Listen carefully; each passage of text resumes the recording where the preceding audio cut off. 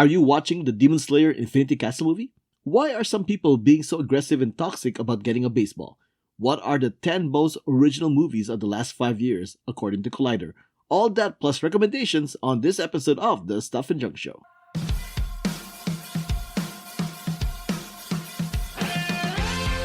Welcome to The Stuff and Junk Show, where we share our opinions on random subjects from interesting news, social topics, pop culture, our likes and dislikes, things you've seen, heard, or read, what we did, and what we do. You know, stuff and junk. Hello, my name is Albert. This is Jiaming. This week is the week that they're releasing the Demon Slayer movie, and not just like the TV episode movie format, but actually a Demon Slayer movie. You're watching the early screening, right? Yes, I'm seeing the Tuesday screening. It's the one where if you have a Crunchyroll membership, you're eligible to buy tickets for a Tuesday screen via Fandango. If I remember via Fandango. Yes. So listeners actually listen to this. It should be the day of the regular release, and Jiaming would have already seen it. I was going to do that, but for the life of me, I was going like, okay, so how do I apply my Regal Unlimited to this purchase? You don't. Yeah, you don't. You can't. AMC subs A-list. How do you apply? No, you can't do it either. Nope. So I had to choose between like paying for the movie just to watch it 2 days extra, 2 days early, or just waiting the 2 days. I decided to just wait the 2 days. Don't be poor. That's if I had a mantra for this podcast, or a personal mantra for this podcast is don't be poor. You know what I'm saying? Yeah. The thing is, though, in this day and age of subscription service, especially that we have subscription, I feel a little bad paying for a movie if I can watch it essentially for free. But this is a movie I actually considered for a split second. Should I? It's summer break. Should I fly to Japan and just watch it? You know, because it released in Japan like 6 weeks ago and stuff like that. Well, more than 6 weeks ago. It was like like early July, right? Mid-July. It's like 2 months. That doesn't really matter. But yeah, I actually considered it is summer. My nephew was actually out there around that time. He was in Hong Kong, so I should fly out there, meet him in Tokyo, and watch it. I actually did Google and go on a couple of Reddit threads to see hey, do any Japanese theater chains have English subtitles? You know what I mean? Yeah, right. So it was never realistic. I mean, I was never going to do that, but it was a thought. Wait, did you get an answer? Because I was immediately assumed that it's a no. Did you get an answer? There was one. Depending on, I don't know how you trust these Reddit threads, but I think there was one, one Japanese theater chain. You have to go to a major city. You know what I mean? Like at Tokyo or Osaka or something like that. That have a lot of foreigners. Yeah. Okay. Yeah, but still, it's because I'm a huge fan. Like I said, and the thing is, I know. Here's my whole thing. I started out when it came on sale that Monday morning. I did purchase it through my regular AMC stub. You know what I mean? Yeah. And then when I got to work, I thought, you know what? I'll take a chance. I logged into Fandango and also Crunchyroll, blah blah blah. And I tried. I did look just hey, is there anything where I can apply my AMC? But no. And then it makes it very clear. This is something that's separate from AMC stubs, and you know what I mean. You have to pay full price. And these, you not only pay full price for the movie ticket, but you also pay full price for IMAX, right? Movie ticket. You know what I mean? Yeah. So I tried all that, and then I lo and behold, they had tickets available. Or they had seats available. They had decent seats. Yeah. I would say at the time 70% was sold out. I got 2 tickets. I canceled my AMC one, and then I've been waiting ever since. I'm a big fan. Is what I'm trying to say. Big fan. My background story to that one was that I was, we occasionally look at our movie app to see what's playing next week or blah, blah, blah, blah, right? I usually go to the coming soon or the limited release to see what's out there. Demon Slayer popped up as an early screening. And yes. Demon Slayer early screening, wait, what? Then this is before Crunchyroll announced it, right? Yeah. So I clicked on it and then I say, oh, I can do that. Sure, why not, right? Click on it. Trying to purchase, they go, we're sorry. There's a problem with your purchase. I'm like, what the hell? Lies. I go back out again, and then I go back in. I try it again. We're sorry. There's a problem with your purchase, And then let me log out, log back in. Oh, we're sorry. There's a problem. Just God damn it! What the hell, right? And then I could see that there were some seats already taken, but this was early days, so that there's only a handful of seats taken at that point. So I'm like, okay, well, maybe it was just a case where I had to be closer to the actual release date of the tickets, blah, blah, blah. Because this was I know in Comic-Con they announced that August something, right? And this was early July when I saw this. This is even before Comic-Con, right? So like, okay, maybe I just gotta wait, kind of thing. Yeah. And then August 15th was the day you get purchased tickets. Yeah, and then like a week later, the listing was gone. Like, I'm pretty sure I saw the listing for early screening. What the hell happened to it? Kind of thing. And then I realized, oh, that's why. So the Regal app just kind of made a mistake and put it out in the public, and then now it's like not there anymore. So yeah. But I mean, I did see at least like 13 minutes of the movie in Comic-Con, but there's that, and then Albert's favorite Frasier now. I did read the manga, so I read the manga, man. I don't know about you losers, but I read the manga. I'm a true fan. I'm the real fan. I'm number one fan right here. You know what I'm saying? The first hold on a second. The first 15 minutes, did that? I don't know if it's a spoiler, but do they do like a little recap, like nope.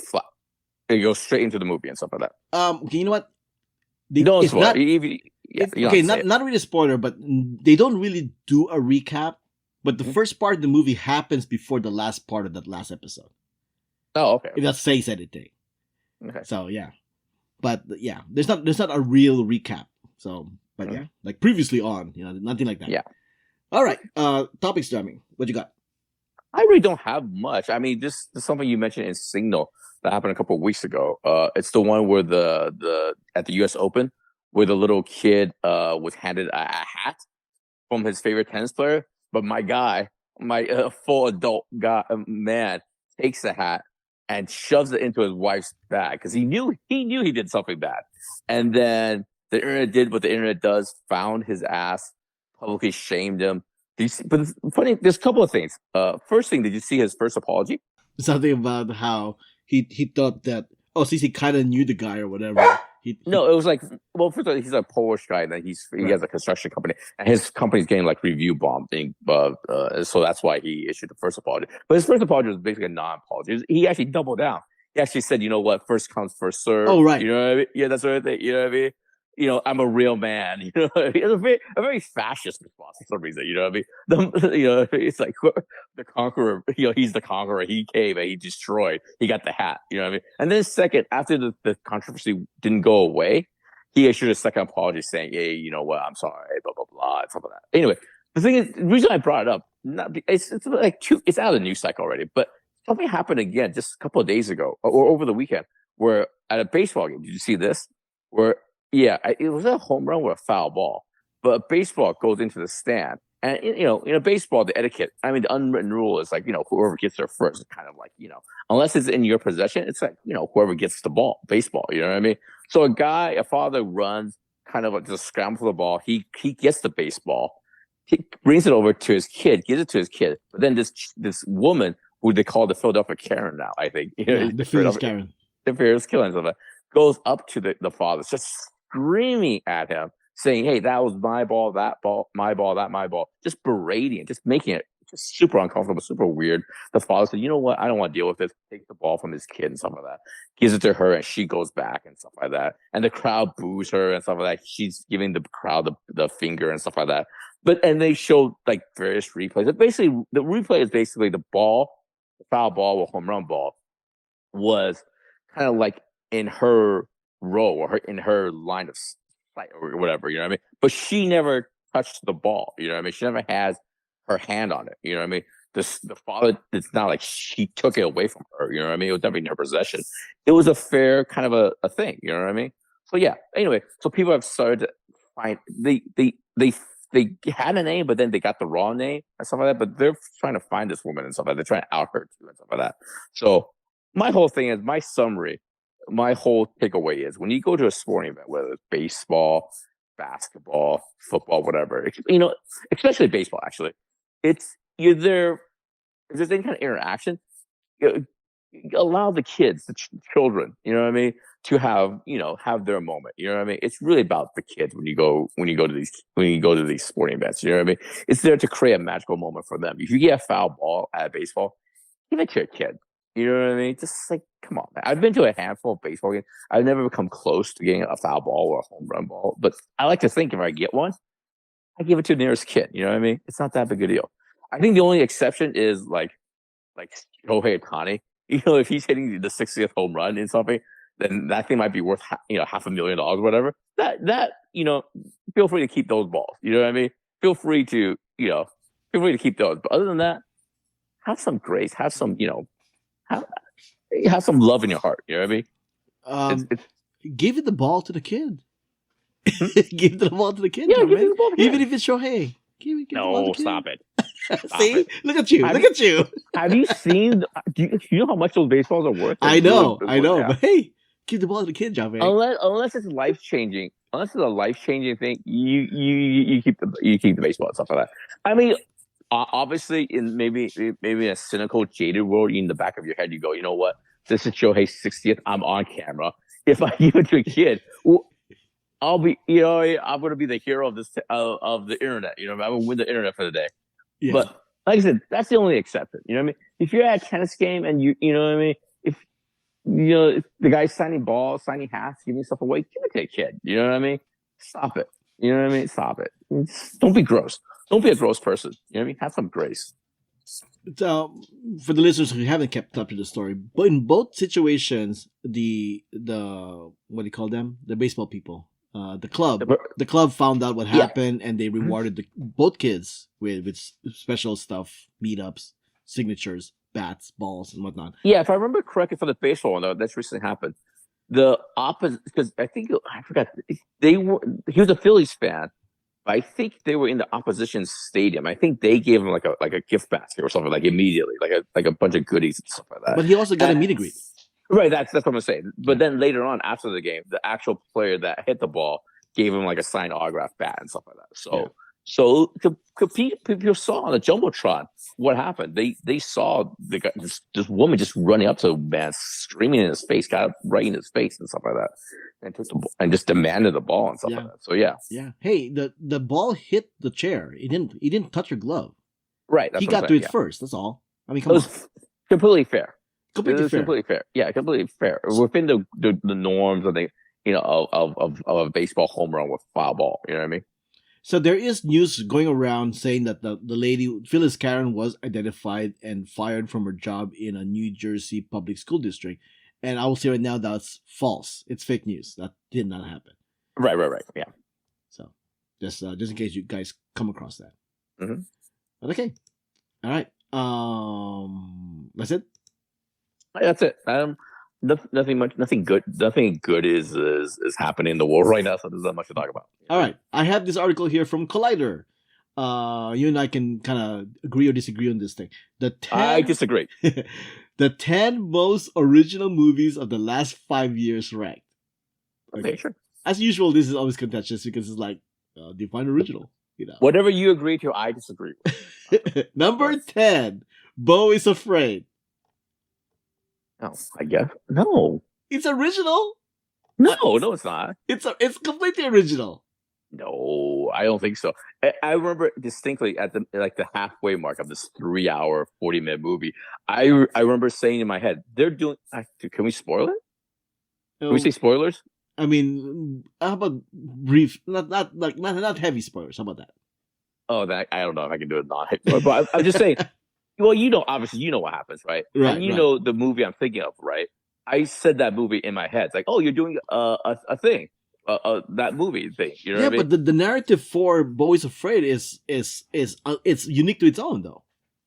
Yeah, but I mean, are we just basing this on uniqueness or just your enjoyment and your opinion of the movie? You know what I mean? Hence why I said original movies. The title, once again, is the 10 most original movies of the last 5 years ranked. I didn't find it very original though. I don't think so. Stories and narratives have always been kind of like everything's been done.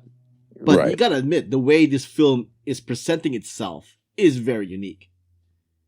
All right. I don't want to get too bogged down by this. Right. I wasn't a big fan. I didn't find it particularly original. But yeah, go ahead. I think it's neither like whether you like it or not. It's just the acknowledgement of like how unique it is. Original kind of thing.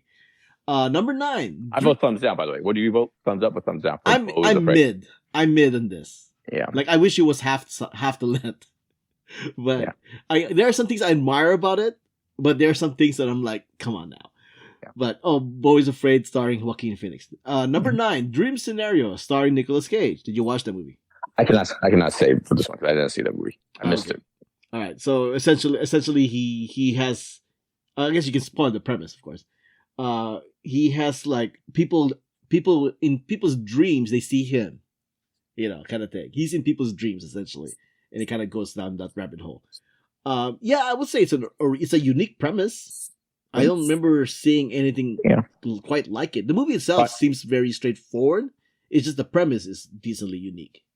It's on my queue to watch it. And then for listeners at home, just FYI, a little peek behind the scene. I pulled my headphones away while you were describing the movie. It's just not just so I'm not spoiled. Oh, okay. Number 8. This I'm pretty sure you saw this one. I saw the TV Glow. Yes, I did. Starring Justice Smith and Jack Haven. Jack Haven? Oh yeah, I mean Jack Haven. This one was how do you describe it? Describe the premise, Jiaming. Two fanboys about a TV show, and hilarity ensues. I don't know. Well, that's not the description at all. Except for the first part. Two fans of a TV show, somewhat reminiscent to Buffy the Vampire Slayer, and things go. How do you describe it? See, this is an original. I mean, we have to admit this definitely deserves to be on the list, right? Because you see nothing like it. But it's still in the same. I still have this. I'm intertwining. I have my mixed feelings. Same as Go is Afraid. My overall enjoyment of the movie versus how original it is. I will say it is original. I guess. Sure. All right. Why not? Number 7. This part we could definitely argue on this, or maybe not. Number 7 is Tenet by Christopher Nolan, starring John David Washington, Robert Pattinson, and Kenneth Branagh. Tenet, original. Yes, it's original, but I think my man Christopher Nolan loves playing with time. He's done various movies about time. That's his whole thing. Is it presented in a unique way? I would argue that the premise is definitely not original, but the way he does the time travel, pretty unique. Yeah. Right? Because only somebody with a lot of money can do that kind of thing. Yeah. So I describe the way I describe Tenet is like it's a very constipated movie. You know what I mean? It just feels like it should poop out at some point. It's supposed to like, but it's so tightly wound. It so wants to be important. It's so with tight and stuff like that. It's just like I don't know, man. But I guess it's original. It's presented. It is. He does go for it. I mean, it is. Yeah. I guess I do give some credit. This one I would definitely say maybe shouldn't be on the list because it's all the style is original, but the movie itself is not. So shrug. The next one is also contentious, and I know Derek will have an opinion of this. Number 6, Sinners. Original? I feel like they're giving this movie a pass because it's good, but original? Of all the wonderful things I love about this movie, I would say it's original in the sense I do find his messaging and his I'm talking about the director's name escapes me. Ryan Coogler's messaging and stuff like that. It's very original. But the presentation of vampirism and one crazy night, something happens. You know what I mean? Not unique. It's not unique. You know what I mean? Yeah. But that's I don't hold that as something against the movie. You know what I'm saying? I hold it against the list of including it. The quality of the movie is not the quality of the movie is its messaging. Is the messaging and the how stylish it is, but not the premise or the originality of it all. Does that make sense? You know what I mean? No, I totally agree. Yeah. I feel like it's a great movie, but why is it on this list? It shouldn't be on this list. Especially the fact that, From Dusk Till Dawn exists. I mean, come on. Yeah. So. Again, it is a certain trope in films, in the history of films and stuff like that. Like, hey, all these people are converging on one place, in one place, and something's crazy is going to happen in this one. You know what I mean? Happens over a certain amount of time period. You know what I mean? So it's not. Yeah. So anyway, and look at the listeners. We did a really good job avoiding spoilers in this one. Yeah. All right, number 5. Nope. I would say yes. I think I agree with this one. Yeah. Yeah. Daniel Kaluuya, Kiki Palmer, Brandon Perea, Michael Wincott, by Jordan Peele, directed by Jordan Peele. I was kind of like half on how original this movie is, but the more I think about it, it's pretty original. It's original. Yeah. This is kind of like what our description with Tenet was, where Tenet feels like it's a movie you've seen before, but done very expensive, stylishly. You never seen it before. This one is a movie you've never seen really before. There are similar tropes that you've seen in other movies, but the way the movie plays out is pretty unique. Yeah. Like, I don't see anybody else doing it this way. Spoiler, it's like kaiju at the end of this. Oh, look at you spoiling that. Yeah. A big old, it's like a live action Japanese anime and stuff like that. Like, oh cow! Together with the little flashback to the TV show and stuff like that. Yeah, it's good stuff. This is the first one where I can full-heartedly agree. Yeah, and throwing a little bit of shade to Sinners, Nope had more IMAX screen in 143 format than freaking Sinners. Okay, come on, give it the Jordan feel. Yeah. So yeah. All right, but yeah, number 4. This is a very recent one. Weapons. I would say, yeah, I think it does deserve to be in this list. I don't think I wouldn't say original. No. I mean, the premise is pretty unique. I mean, the multi point of view stuff is not, but the story itself is pretty unique. I would say the strength of this movie is he's dealing with horror, right? A horror genre, but he's using techniques and stuff from other more dramatic things. I mean, dramatic movies and stuff like that, and using it in a horror context.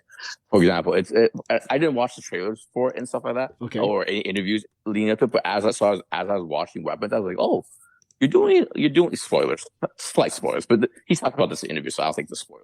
But this is Magnolia. This is like Magnolia and stuff like this. Is all, or if you don't want to use Magnolia, it's also a Robert Altman movie. You know, it's a collision movie. You know what I mean? Yeah. It's one of those things. You know, that's usually, like I said, that technique is usually reserved for genres. I mean, for like adult dramas and stuff like that. Yeah, it's usually talk about class and all that stuff. You know what I mean? And the other thing is, I was like, they use a lot of match cuts in this movie. Like, I had match cuts. That's usually like the Korean guy, Park Chang-won, loves using match cuts and stuff. You know what I mean? So what I'm saying is, that's what I found unique about it. How stylish, just how wonderfully stylish it is.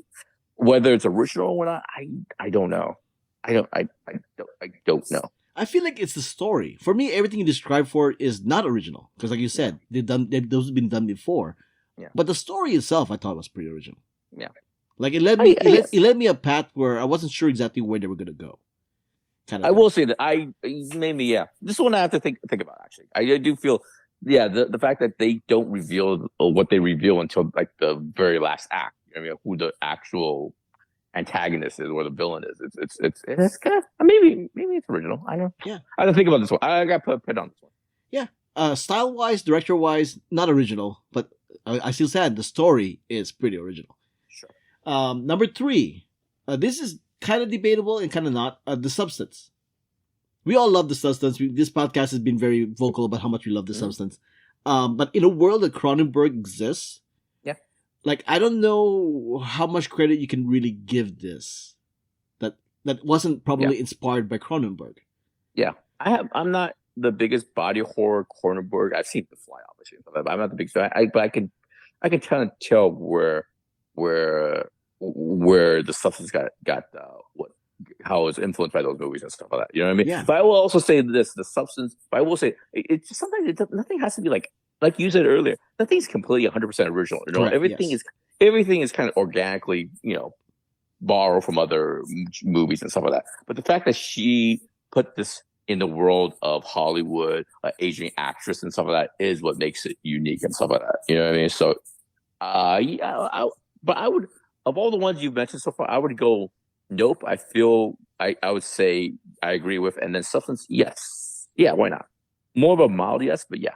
I'm as much as I love this movie, and I think it is my favorite movie of last year. I'm gonna say this doesn't deserve to be in the list. Sure. Yeah. So yeah, I feel like it wears its influences on its sleeve, and it is a traditional story that you've seen many times before. Not done this way, I guess, but you have seen it many times before. Yeah. But yeah, if anything else, they could have made number 10 on the list, and I would be probably okay with that. Number 2. This one I would say is pretty damn unique. Everything, everywhere, all at once. Yeah. Right? Like, what else can we say? The directing style is very unique. The story is pretty unique. The characters are very unique. The pacing, the editing, it's going 100 miles per hour and stuff like that. You know what I mean? I feel like it's a definition of original. Yeah. Yeah. I think that's a very short conversation there, because what else is there to say? It is a very original movie. Yeah. Mm-hmm. Number one is Titan, or yeah, I think it's pronounced Titan. Oh, this one I haven't seen, so I can't say. Yeah, so I'm not gonna go into details about this. The premise is unique. Anna has seen this movie. I think she said it scarred her for life or whatever. The premise is very unique. The premise is very unique. The It's where they bone. It's where they bone the car, right? Okay, so you know at least that much. Okay. Yeah, of course. I know the tagline. I know the log line. But didn't it crash? Oh no, crash was people could only bone after car crash. Correct. No, yes, no, was that crash? No, you're right. It is Crash. There's a lot of movies called Crash, but there was one about Cronenberg actually. Cronenberg's Crash was that one, and then there's Crash that everybody doesn't really like. So, yeah, Titan. Yeah, unique, sure. Number one, I don't know what number one, because it becomes like the meat of the story besides the premise is pretty standard, I would say, but the premise is very unique. Not number one. I can see it in the list like 9, maybe even 10, but not number one. I feel like Everywhere All Was should have been number one. But did you say what the number one? Oh, Titan. Oh, sorry, Titan. Yeah. So I really can't say because what do you call it? Like I said, I haven't seen the movie. I don't want to speak to it. Yeah, but at the same time, ranks are opinion based. So. Do you have an alternative to the list? Because as you were going through these movies, I was thinking about like what would I include. Well, in there? if you start putting if you put anime in it, that kind of throws a wrench in the whole list. Especially a lot of stuff by what's his face. What's his face? We were just talking about it last week, weren't we? Satoshi Kon? Yeah, especially if you put his. No, but actually for the last 5 years, so. Last 5 years. Oh, this is for the last 5 years. You're correct. Yeah. I don't know. I mean, they kind of cover a lot of stuff that I would have put in. And I thought of one. Oh, sorry, go ahead. No, go ahead. I say, as you were saying it, I was going through some of the movies I've seen in the last 5 years and what I thought was really unique and original. I would say one of them would be How to Blow Up a Pipe Bomb. You know what I mean? Oh. It's a thriller, but you're taking it's a point of view of the quote unquote terrorists. Right. You know what I mean? But the thriller heist in that is pretty standard though. No. But the thing is, what's unique about it is not the heist itself, but it's the position that they put the audience in. I don't want to spoil it too much or something. Yeah. But I've seen the movie. But the premise of the movie is the title, How to Blow a Pipe Bomb. And I just mentioned you're following the terrorists, quote unquote terrorists, as they're trying to blow up a pipe bomb. But the thing is, but in these kind of thrillers, these kind of thrillers you just mentioned, and things, the people that are involved in the crime, whatever, they're doing things for personal gain. You know what I mean? Wealth, money, blah blah blah blah. But this one, they're not doing it for personal gain. They're not blowing up the pipe bomb to make money and stuff like that.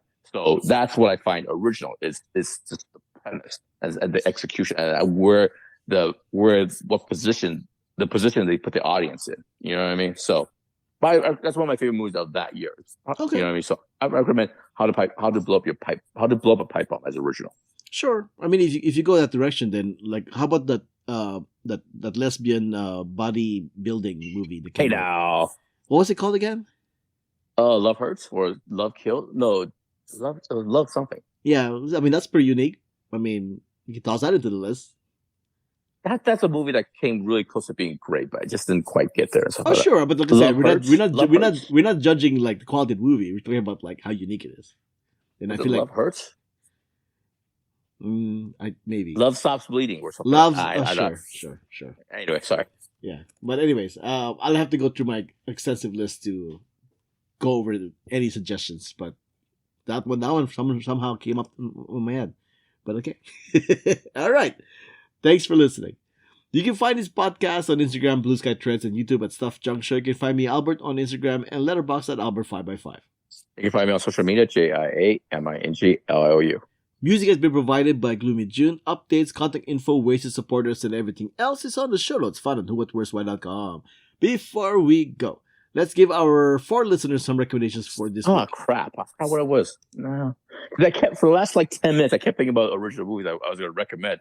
I mean, for that previous story, but now I forgot my recommendation for the. Why don't you go first? I'll try to jog my memory as I try to race my head. Well, first and foremost, I recommend you guys check out the video that me and Anna did for Most Extreme Wrecking Challenge. It's on YouTube. It's called "Can They Guess the Top 5 Cult Movies or Eat Vegemite?" Mm-hmm. So I recommend you guys check that out. Give it some hits on the YouTube and enjoy our our stuff and junk on Most Extreme Ranking Challenge. Okay, you good? Did you guys do it in person? Was it like live? Oh yeah, this was in person. Okay. And Vegemite nasty? Is that what the premise is? The Vegemite doesn't taste great. Yeah. Okay. But well, I don't want to spoil our reactions to it, but yeah, check it out. You can also see what the 5 cult movies are that we put in the list. But okay, I remember what recommended was. It's on the Peacock. It's the second season of Twisted Metal. Did you end up seeing season 1? No, I didn't. But I did. We did do the Twisted Metal activation at Comic-Con. Me and Anna did. I really like the first season. I really like the second season, man. It's just like the couple of things I really like. Number one, I love R comedies. You know what I mean? Number two, I love R comedies, action stuff. You know what I mean? And that's what Twisted Metal. I also love the '90s. The thing is, you know what I mean? Because when I don't know if you know the premise of Twisted Metal, but I'm sure you do. But basically, something apocalyptic happened, and time sort of freezes in the night. It happened in the mid to late '90s. So time and pop culture sort of froze around that time. So anyway, it's really good. It's a lot of fun. Anthony Mackie, Stephanie Beatrice, they're wonderful together and stuff like that. It's a lot of fun. Each episode's only like 30, 35 minutes and stuff like that. Like I said, it's just dick and fart jokes plus 90s references. It's wonderful. Big thumbs up to Twisted Metal season 2. Okay. Twisted Metal season 2 on the Peacock. Mm-hmm. My other recommendation is for us K-pop Demon Hunters fan, get ready for the backlash. Because it hasn't happened yet, but it's kind of getting there, so just be prepared. Most recently, the MTV VMAs happened, and a lot of people are now complaining that how come K-pop Demon Hunters didn't win Song of the Summer, and they gave it to Tate McRae for Just Keep Watching, which is a song that I think I've only heard once all summer, because I think it was a song in F1, the movie, right? Oh, I have no idea. F1 had an original song. Apparently had a song, because that was the song they gave the Song of the Summer to, not Golden. I mean, come on. Was it? Oh, it was this year? This summer? Yeah, this summer. Weird. See, like a lot of people's reaction is like, I never even heard that song. You gotta think. And Golden, as far as we're concerned, being like number 1, the Billboard charts and Spotify charts and all the charts. How is that not the Song of the Summer? Besides the fact that the VMAs is a fan-based voting system, so anybody can tilt the vote if they wanted to, so whatever. But there's that. Also, there are still people who kind of poo-poo on watching this movie because it's animated. And it's still a thing. We're still in an era where adults, well, quote-unquote adults, sees animated movies as just for kids. Well, that's just their lack of good taste and stuff like that. Yeah, but I thought we went through this when we were young, in the 80s and 90s. Like, yeah, we get it. Adults don't like cartoons because they think it's just for kids. But this is like, what, 40 years later, Jiaming, 40, 50 years later, and there's still adults who used to be us kids who still think that way. Are we never going to get out of this? I'm sure we will. I think that the tides change. We'll come back from this next week's podcast. We'll know what do you call it? The box office for Demon Slayers. You know what I mean? They're projected to have it more than 30. If it's over 30, that means it'll beat the Pokemon record and stuff like that. So I think the tide is turning. It's going to be pretty huge and stuff like that. But the tide is turning. It takes a long time. I mean, given how popular Crunchyroll is and how popular anime is in general, so it just takes too long, though. You know what I mean? But the thing is, a couple of hot takes. I don't know if I mentioned this on the podcast.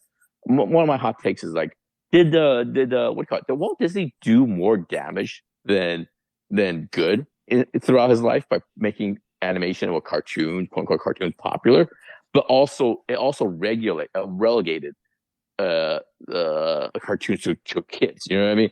This whole mentality of cartoons are just for kids it stems from Walt Disney and his animation. You know what I mean? It's not from Warner Brothers. You know what I mean? It's not. You can't put this on Bugs Bunny, right?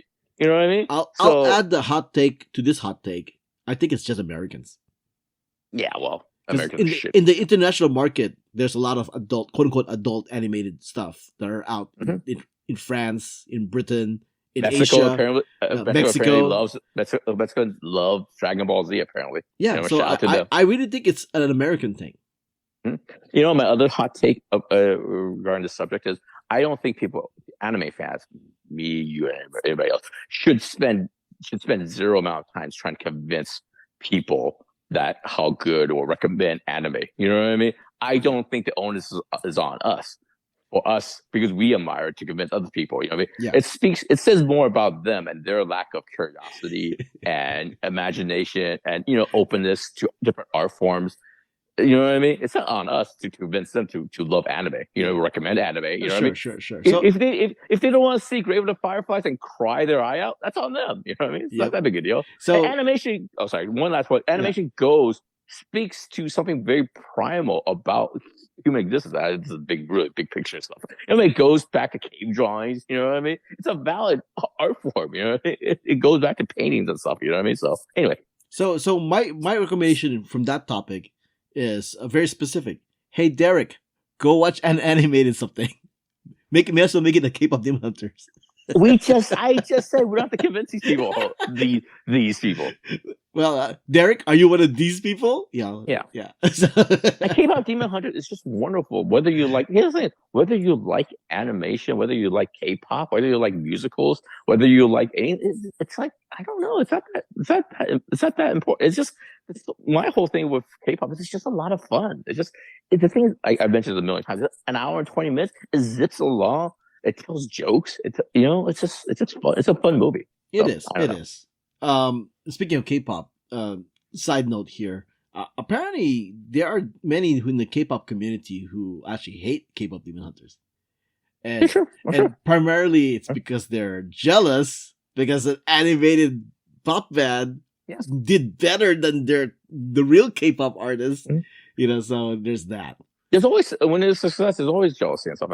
I've seen on the TikTok where people have mentioned the Chinese citizens on the interwebs are upset. Not upset, but they're jealous of the K-pop. You know what I mean? They make it this whole cultural thing, like, hey, the Korean stuff comes from Chinese culture, blah, blah, blah. I'm like, it's okay, guys. It's okay. It's okay to be celebratory. You don't have to be jealous. You know what I mean? I think if anybody should be jealous a little bit, would be J-pop. Because J-pop was K-pop before K-pop, essentially. Mm-hmm. So there's that.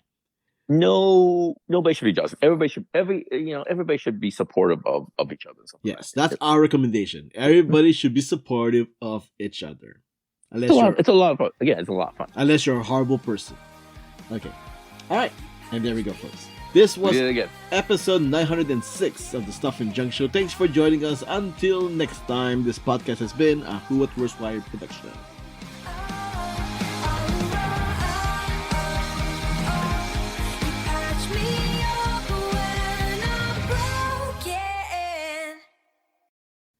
Well, we did it again.